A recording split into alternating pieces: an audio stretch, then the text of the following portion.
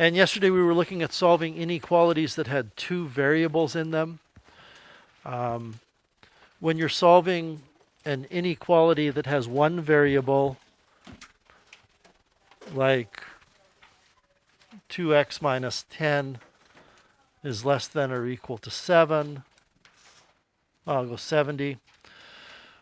You can just treat this as an algebraic kind of equation, even though it's an inequality. This just has one variable in it. But we can just rearrange it. We can say 2x is less than or equal to 80, which means x is less than or equal to 40. And, you know, this doesn't even require any further explanation. X is less than or equal to 40. X could be 40 or any number smaller than 40. We understand what that means. But if we wanted to, we could take that and say instead that this is the solution.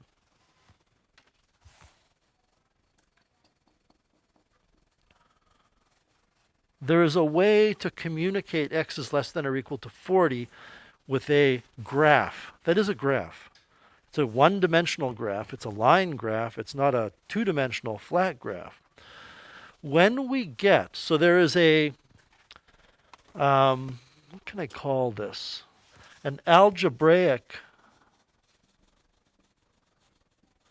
description of the solution. And there is a graphical. This is a graph. It's a weird graph. It's just one-dimensional. It's a graphical description of the solution.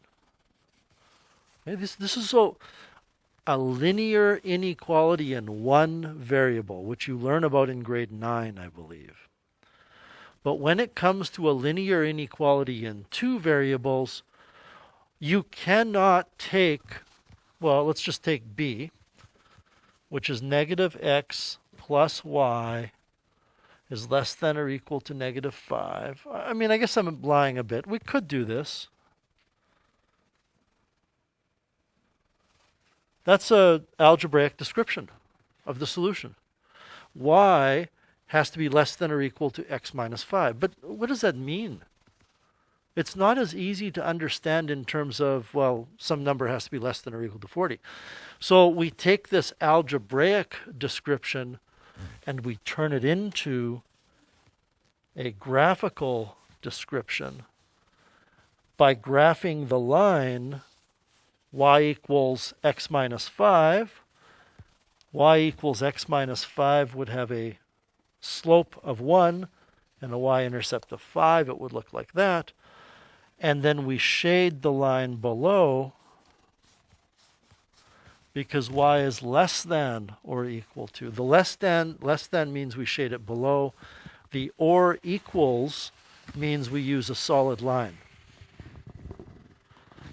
And the idea is it's harder to communicate what this means than what this means because this is only one variable. You're just telling me what that variable has to be. It's very difficult for you to tell me what these two variables have to be unless you look at a graph. By the way, if you're not sure which side of the line to shade, the bottom or the top, pick a test point, put it into the original inequality and see if it gives you a true statement or not. If it does, then shade the side that test point came from. That's it in a nutshell. So does anybody have any questions, general or specific to the assigned problems? Just take a minute and look over your work.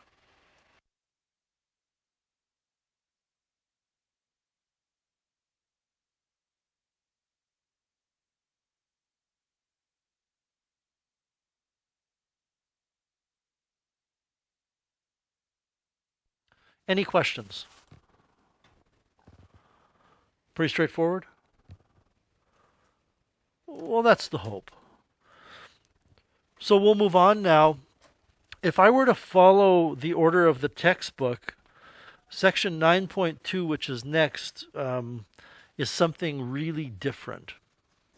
What section 9.2 is, do you see this example I gave you of a linear inequality with one variable. 9.2 is quadratic inequalities with one variable. And believe it or not, that is hard on your head. A quadratic inequality in one variable is very weird. However, a quadratic inequality in two variables, which is section 9.3, is very similar to what we did yesterday. So yesterday we did 9.1. I'm going to do 9.3 with you now, and that's why that's the next lesson in your handout. And then the final lesson in your handout is 9.2. So we're doing today what we did yesterday, except we're using quadratics instead of linear. So show the solution to a quadratic inequality in two variables graphically. Look, I think you understand that the solution to a quadratic inequality in one variable, that should say one variable. Does it say? No, two variables. It should say two. I hope you understand that what we're going to end up doing here is graphing parabolas with solid lines or dashed lines and either shading above or below. That's the bottom line. So we're also going to understand the significance of a test point in terms of helping you solve that quadratic inequality. Bottom line here is we're going to be doing the same stuff today that we did yesterday, but with quadratics. So as a warm-up, I give you a quadratic inequality, and I'm giving you a total of 8 points. I'm not going to split up the class today like I did yesterday. I want everybody to go through all 8 of these points, circle the points that make that inequality true, and cross off the points that do not. You work on your own. I'm going to do the same thing up here.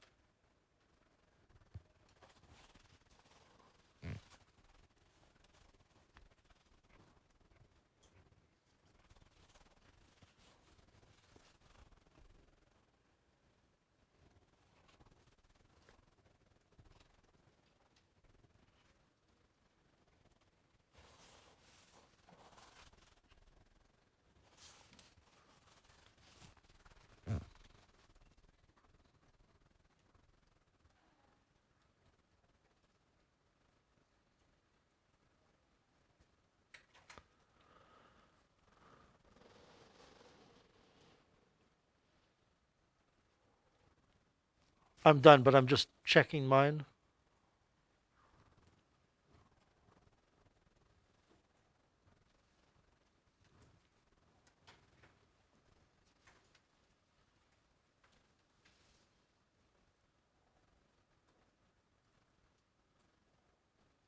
And I think that's the case. So I'll give you another minute to double check the remaining ones if you're still working at it, but I'm seeing that some of you are in agreement. I'm curious, how many of you know, without looking at the graph, whether these circled points will be above or below the parabola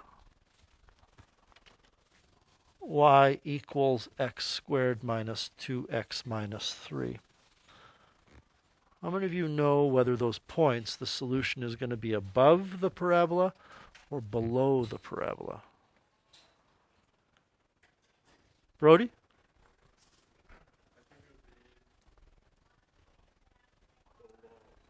It will be below because, well, why do you think it's going to be below?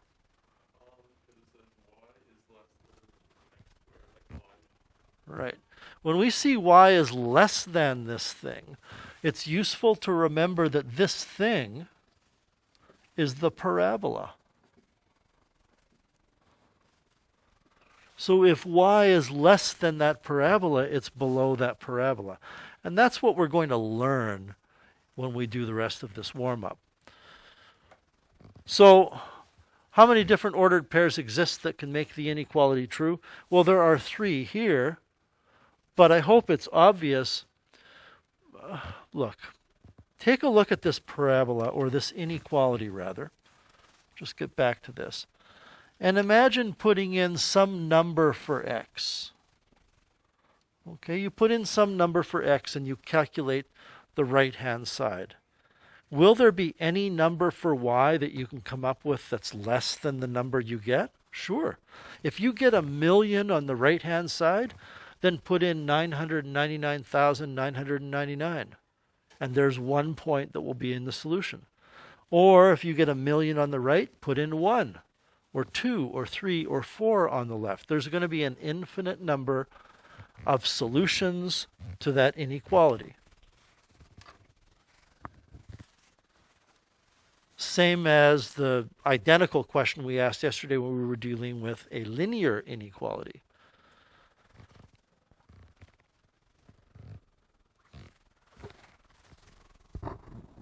Something's squeaking when I move my head. Maybe it's my head. No. So plot a graph of that using a dashed line. This is a little bit of a weird thing. I probably should say plot a graph of y equals that.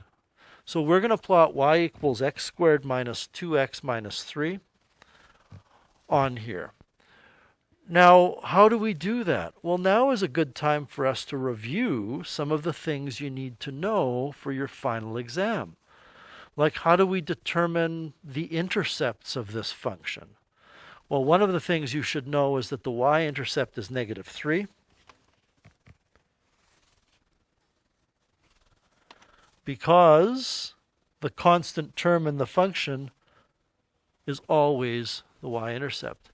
The other thing we can do is we can find the x-intercepts of this function by looking at it in factored form. The factored form is y equals x minus 3x plus 1, which means the y-intercepts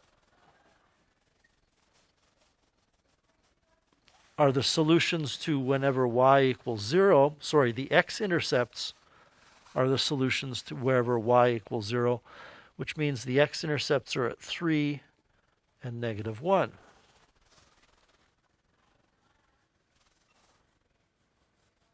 The other thing, and clearly we know this opens up, the other thing that we really should have is the vertex. Now, don't draw what I'm about to draw, but I hope you understand that the parabola is not going to look like this, right? This y-intercept is not the lowest point. The lowest point is where the vertex is. Now, we have a couple of choices here. If you want to find the coordinates of the vertex, you could complete the square of this. I'm not going to complete the square, though. What I'm going to do, and this is a trick that will work for you all the time, is I'm going to say that I know the axis of symmetry of this parabola is there. Why do I know the axis of symmetry is there? Isaac? It's halfway between the two x-intercepts. That's got to be where the middle of the graph is. And that means, everybody, that I actually know the x-coordinate of the vertex because it has to be on that axis of symmetry somewhere. How do I find the y-coordinate? Well, I can use the formula y equals x squared minus 2x minus 3. And I can put in the x-coordinate of the vertex and calculate. Help me out here, just make sure that you get -4 when you do that. So this means that the vertex is here. It's a nice little trick or shortcut that we can use so that we don't have to worry about completing the square, because, quite frankly, nobody wants to complete the square. It's just not a very enjoyable procedure. So this is what the parabola looks like. I could actually add in another point. This must be a point as well, because the parabola is symmetrical, right? So if it's crossing the y-axis, one to the left of the axis of symmetry, then one to the right of the axis of symmetry, there will be a point with the same y-coordinate.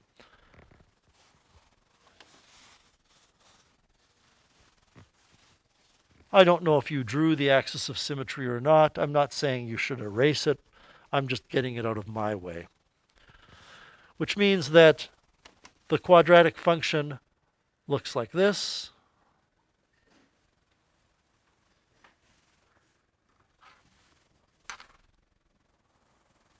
I hope it's clear why we are drawing a dotted function or a dashed function.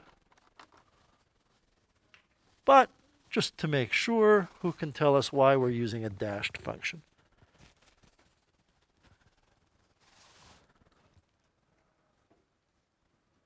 Cadence?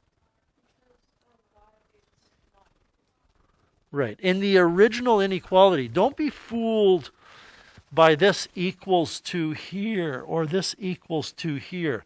That's just so we can wrap our head around what the shape of the function looks like. The actual function is not really a function. It's an inequality that has y is less than or equal to, or less than. Let me repeat that. It has y equals less than. There's no equal to in it. So the solutions can't be on the line. How many of you noticed that, for example, I believe this point right here, when you put x in, you get on the left side -3 and you get on the right side -3. That would be a point that would be on that function. And it would make the equation true if we had an equal sign, but we don't. So now we're going to plot these points, 4, 1. 4, 1 is here. And it's a solid point because it was a solution. 2, 2 is here, but we had to cross that off because it wasn't. 1, -4 is here, but we crossed it off, so it's an empty point or an open point. 0, 2, we crossed off. -2, -3, sorry, -2, 3, we crossed off. 3, 2, 3, 2. Well, a lot of 2's, eh? Just a second here. 2, yep. We crossed off. -1, -4 was a solid point. I have a feeling I'm missing a point here, or I plotted something wrong. Let me just double check. 4, 1 was a point. 2, 2 wasn't. 1, -4 wasn't. 0, 2 wasn't. -2, 3 wasn't. Or was it? -2, 3? It was, eh? So I'm guessing that if I extend this, it actually goes above that point, eh? We're going to confirm that with a graphing calculator right away.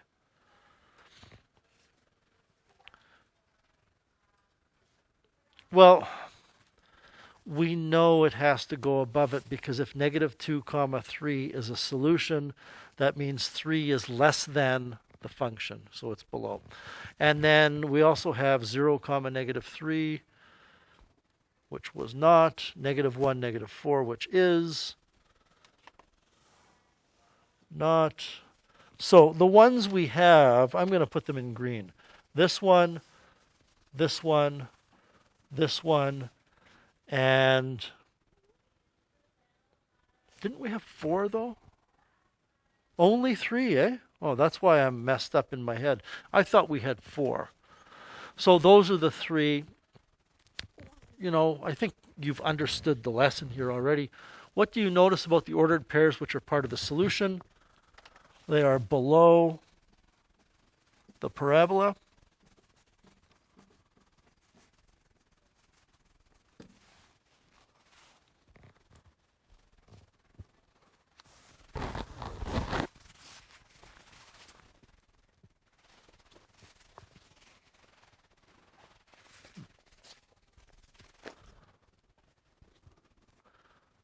How can all of the solutions to the inequality be shown? Well, we understand now that every point below the parabola is going to be part of the solution. We could either spend the rest of our life putting points in there, or we could just shade it in. So we shade below, show the solution. Okay, so we go back to our graph, or I go back to my graph. This is a little bit more complicated to show, because with a line, it's pretty obvious what's going on. I think you should extend this parabola up to a higher point. And then I think if you shade it this way, it becomes clearer what's going on.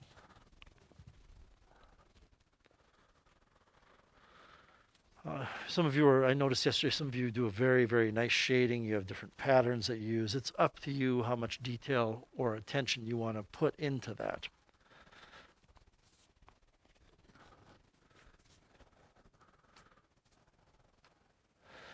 Why did we use a line that was dashed? Well, Cadence already answered that. Because the inequality has no equals. What would the inequality have been if the solution had been a solid line? It would have been less than or equal to. It would have had to include that equals.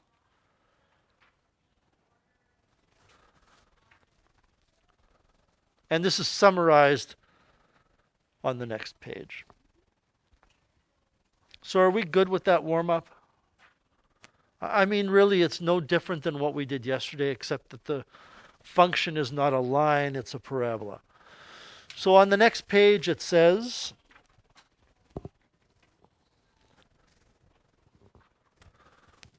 the solution to a quadratic inequality in two variables just means there's x's and y's, is represented by the shaded region on one side of the equation of.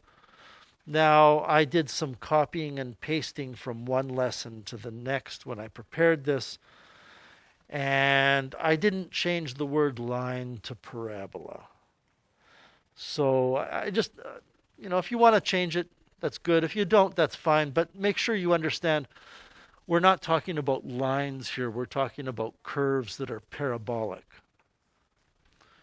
So the solution to a quadratic inequality in two variables is represented by the shaded region on one side of the parabola. It's either shaded or above or below.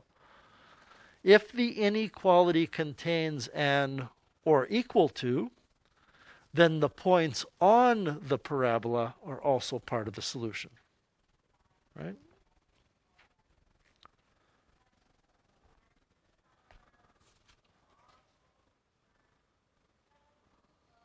If the inequality does not contain an or equal to, like our warm-up, then the points on the parabola are not part of the solution, so we use a dashed line. And rather than, Brody and I and many of you looked at that and it said y is less than, so we know less than means below. Rather than doing that, what we could have done, let's just go back to this warm-up. Let's say that I didn't guide you in terms of all those points, and I didn't tell you to draw a dashed line. I just said represent the solution to this inequality. Well, you could have graphed the function. You could have done this. Let's see, it crossed at -1 and 3 and -3, and it had a point here and here. So you could have done this. A little too pointed at the bottom, but that's okay. And then you could have picked a test point. Now, to me, the ideal test point is this one right here, 0, 0, which you'll be able to pick almost all of the time unless the parabola goes through 0, 0. And what I'm going to do is I'm going to put 0 in for y. I'm going to put 0 in for x. And I get 0 on this side, and over here I get -3, and I ask myself, is 0 less than -3? Because if it is, then 0, 0 is a solution. And the answer to this question is no, which means this point is not a solution, and it's above, which means I shade below. Right? You know, it's not always going to be that way. Sometimes you'll choose a test point that is part of the solution, in which case you shade wherever that test point is. And by the way, I have no objection to you doing this. I don't think you need to show the whole thing. All right, any questions at all with the warm-up or the summary? All right. So we're going to run through some examples here. I know that you're getting tired of math. I can see it in your eyes. You're looking for a change, but we're almost there. So hang in there.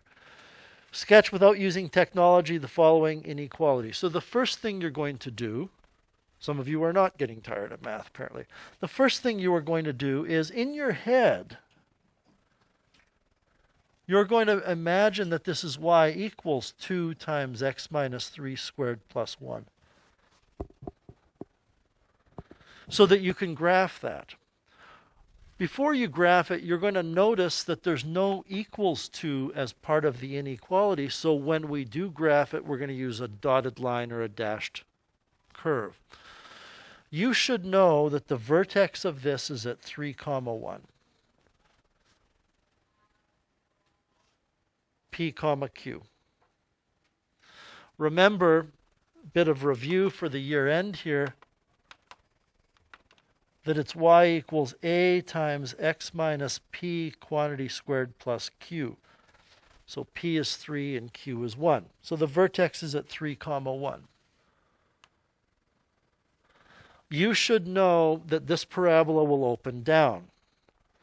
But rather than just drawing a parabola that opens down, we need to draw it properly. We don't want to draw it down too narrow or too wide.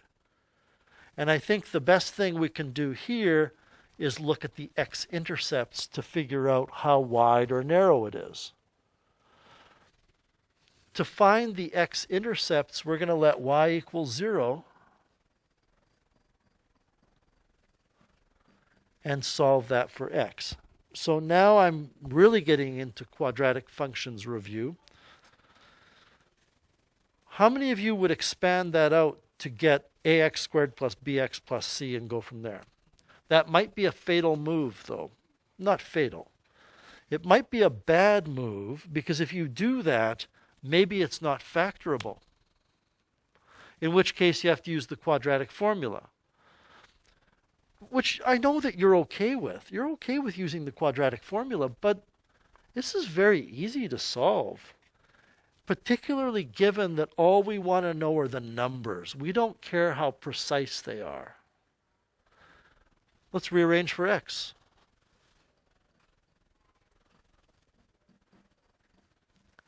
Let's unwrap this equation by subtracting 1 from both sides, then dividing both sides by -2,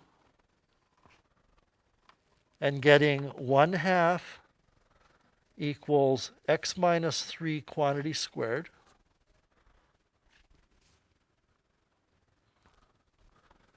Taking the square root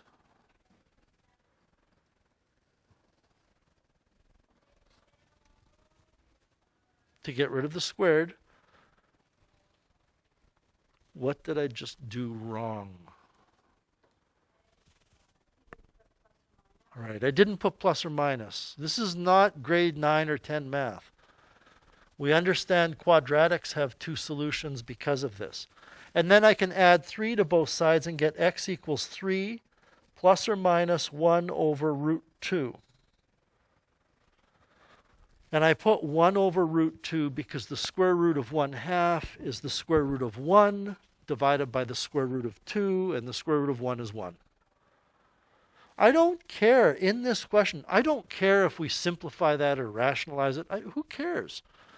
We just want to know now what 3 plus 1 over root 2 is, approximately, and 3 minus 1 over root 2 is, approximately. And this is going to be 3.707, and this is going to be 2.293. Am I right on those? Pretty close? I am. Okay. Wizard. I know that 1 over root 2 is 0.707 from trigonometry, which you will learn in 30-1. So it's about 3.7 and 2.3. This is really good because this gives us a kind of guideline here, 3.7 and 2.3. It's going to be quite a narrow parabola, isn't it? And we know it's going to be narrow, by the way, because, although this is more complicated, that 2 is a vertical stretch of the parabola y equals x squared after it's been reflected. So what the parabola looks like is this.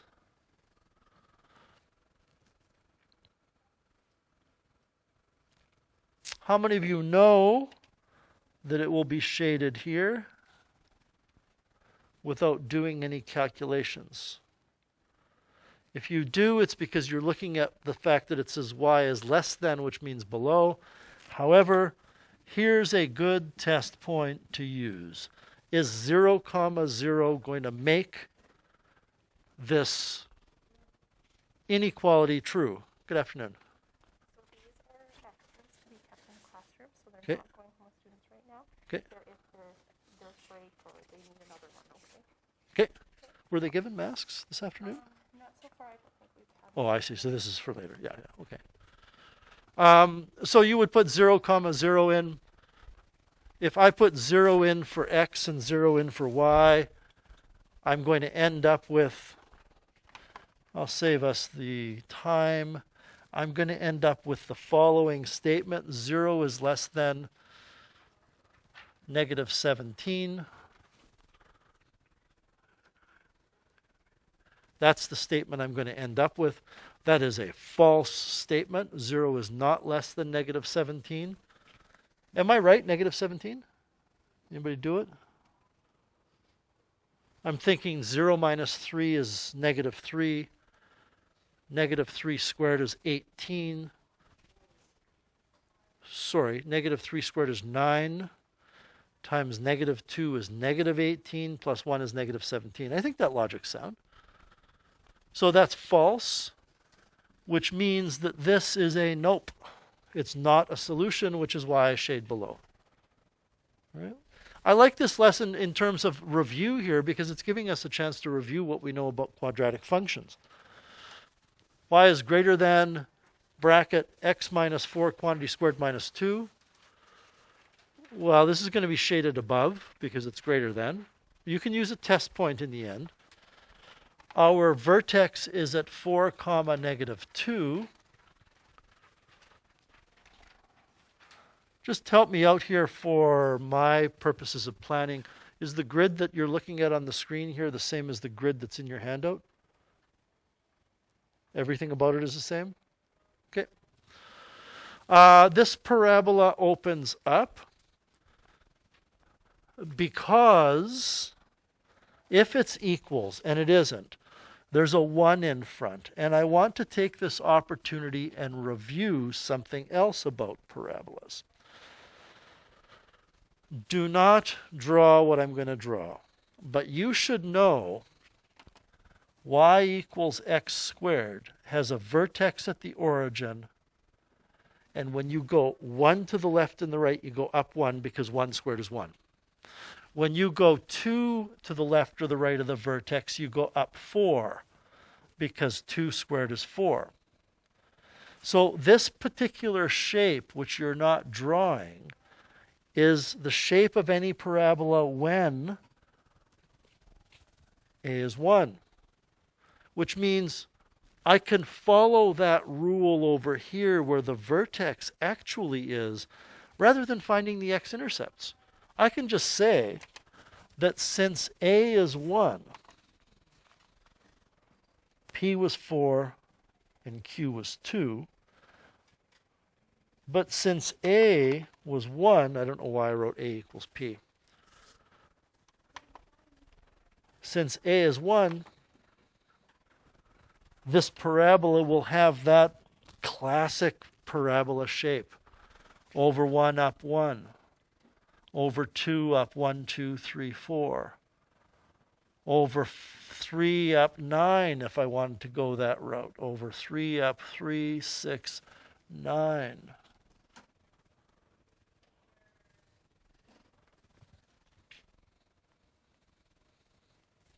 And then I can graph it. Of course, I'm going to graph it with a dotted line because the inequality did not contain an equals to. And I'm going to shade above. It's really quite simple. If you know how to sketch these things, then it should be pretty easy. And C.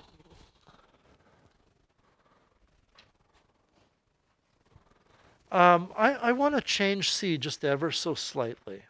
Okay, you don't need to write this down, but I want to make a point here.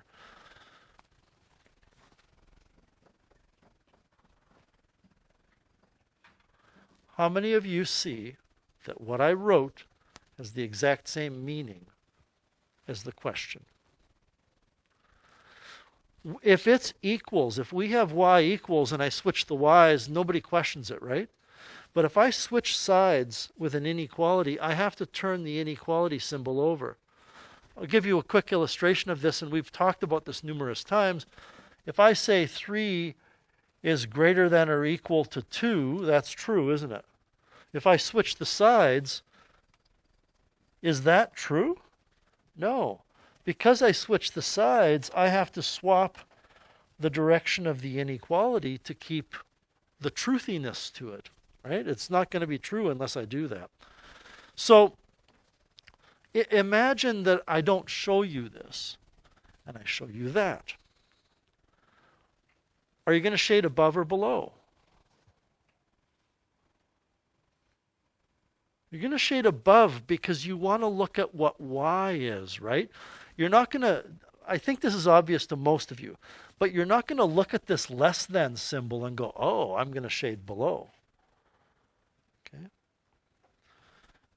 So be very careful with that. Similarly, if I had negative y is less than or equal to, then you would have to multiply both sides by negative to get positive, and you would swap the sign. You got to be really careful with this. Anyway, what do we have here? In our head, we are looking at graphing y equals x squared minus 4x minus 5.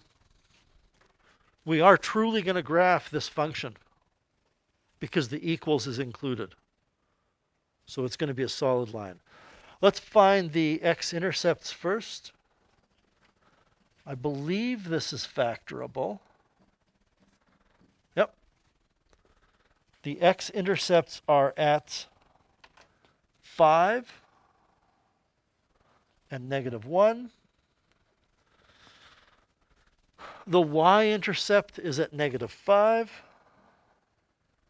I really think we should put the vertex in there to give it more texture, more detail in our drawing. And again, I'm going to kind of do my cheating thing here. The vertex will have an x-coordinate of 2. Why has the vertex got to have an x-coordinate of 2?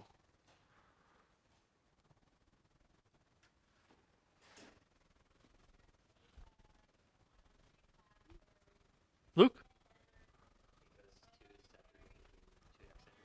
Exactly. 2 is centered between the two x-intercepts. This is always going to be the case. That's where the axis of symmetry is. In fact, the axis of symmetry, just to remind you to take a moment to review further, the axis of symmetry of the graph of a quadratic function is always x equals p. And the axis of symmetry is the line that separates the parabola into two perfect halves, left and right. So, how do I find the y coordinate?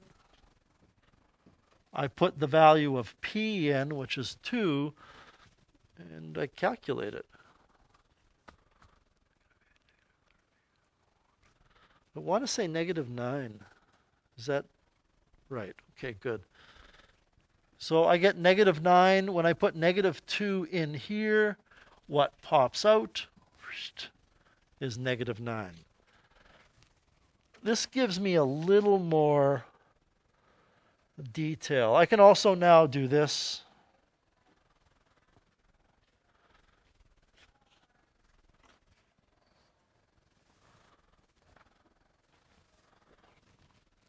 If you want to, I'll do a test point this time. Okay, you know which side to shade probably, but I'm going to choose a test point. I'll choose 0, 0.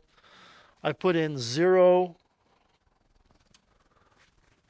in here, and I get 0 is greater than or equal to -5. When I put 0 on the right side, I get -5 on the right side. That, in fact, is a true statement. 0 is greater than or equal to -5 because it's greater than -5, which means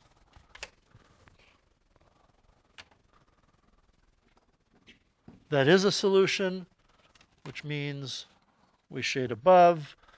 But I think most of you knew we shaded above by looking at the inequality. Any questions with C? All right. And finally, one last example. The rope used by a mountain climber can safely support a mass, which is m in pounds, modeled by that inequality, 1450 d squared. M, I'm going to rewrite this a little bit larger. M must be less than or equal to 1450 times d squared, where d is the diameter of the rope in inches. So, look, for example, let's say the diameter of the rope is 1/8 of an inch. 1/8 of an inch is 0.125. What this inequality would become is m must be less than or equal to 1450 times 0.125 squared. Well, let's see.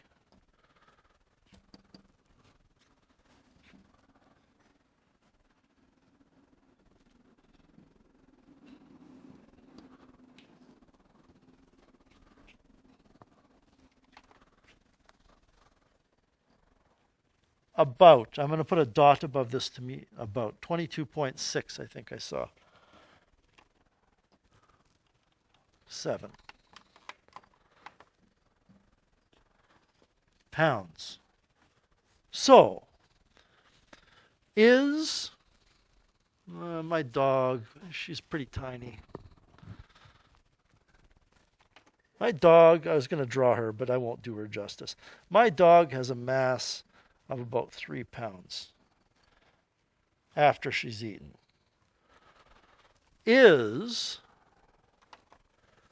3 comma 22 point, nope, is 3 comma 0.125 a solution?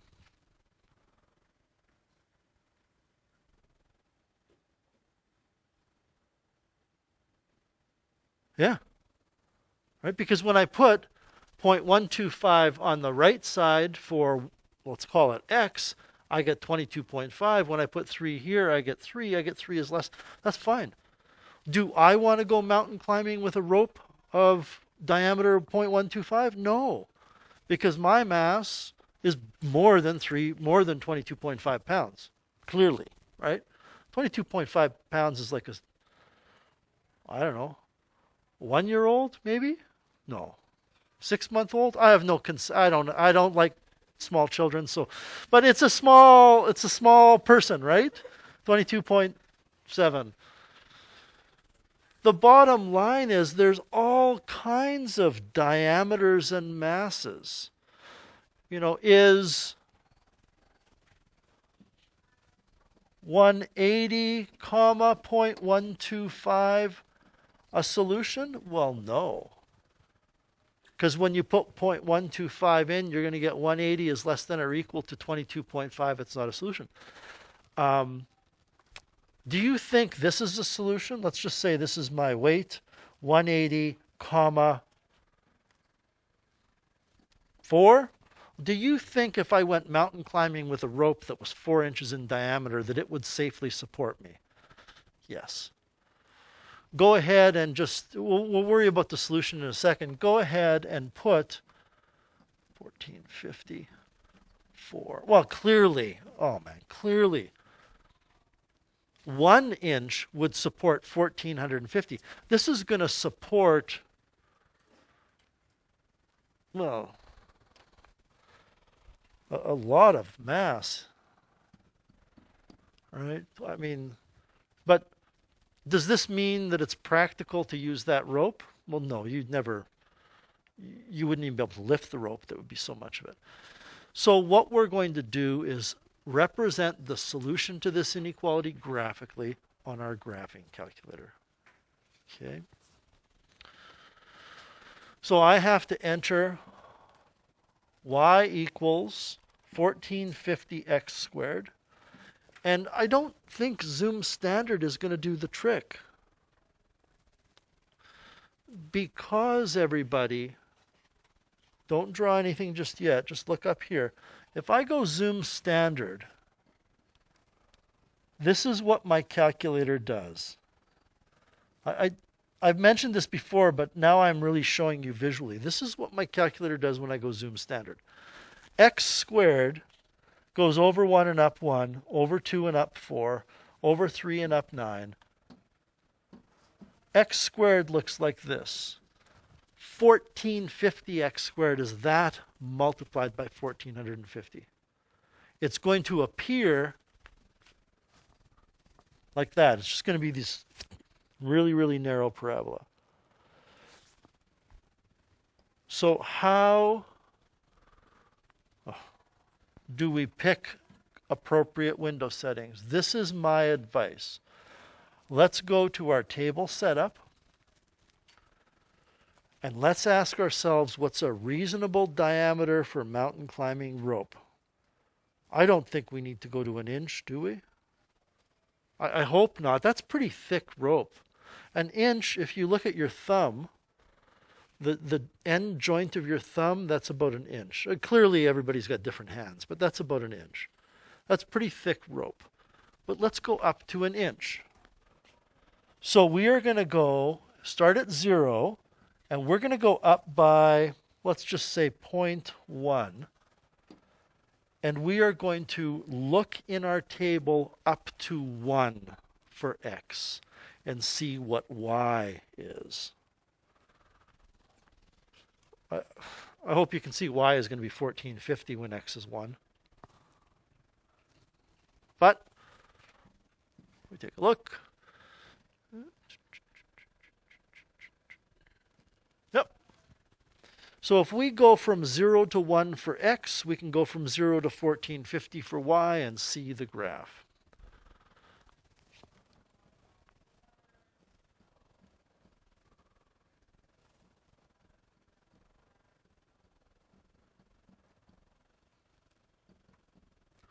The scales are just how often I put a tick. Is it clear that I don't want to look at negative values of x? I don't know what a negative diameter for a rope would mean, but I don't want to go mountain climbing with it. There's the parabola.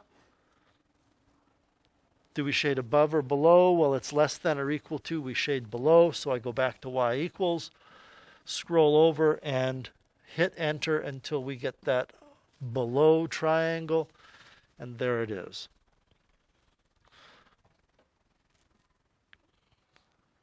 So I just want to, we're done here, but I just want to explain something.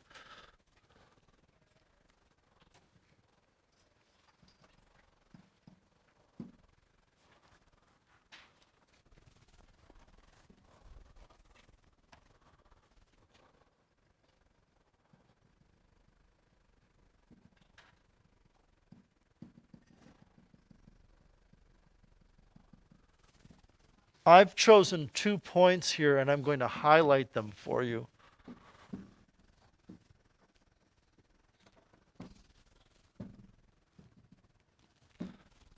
Here is a point on the coordinate grid. Here is a point on the coordinate grid. The coordinates of those points are given on the bottom of these diagrams.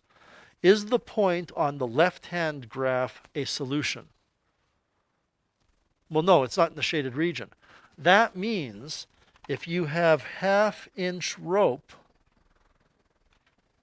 a 795, I mean, we're no longer talking about people here, right?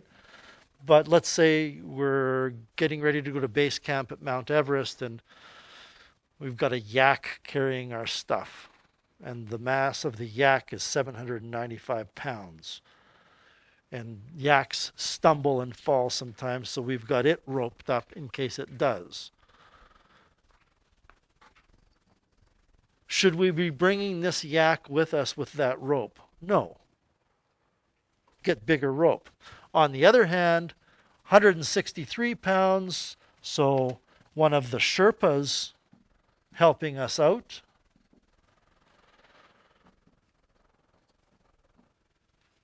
That means inches. One of the Sherpas, which is a person who's very skilled at climbing mountains in Tibet, has a mass of 167 pounds. They are safe. Are you with me on that? One final thing. Just a common sense thing.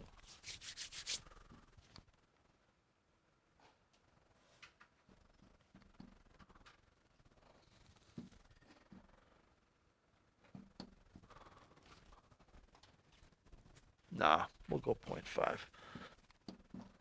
So I have half-inch rope, and we've got something with a mass of 365.25 pounds.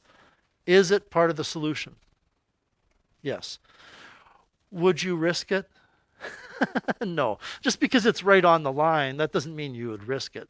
But mathematically, it's part of the solution. Okay. If you wanted to, one final comment, if you wanted to maybe make more sense of this in terms of people, and I go back to my table, I would say 232 pounds is maybe the most that you would expect on a mountain climb for a person. That's a pretty muscular, fit person. But I don't think, you're looking at 500 pounds, probably not going to go mountain climbing. Probably have serious health issues. So for that reason, it might be the case that you go to your window settings and you only go up to like 0.4 and up to 235. Oops.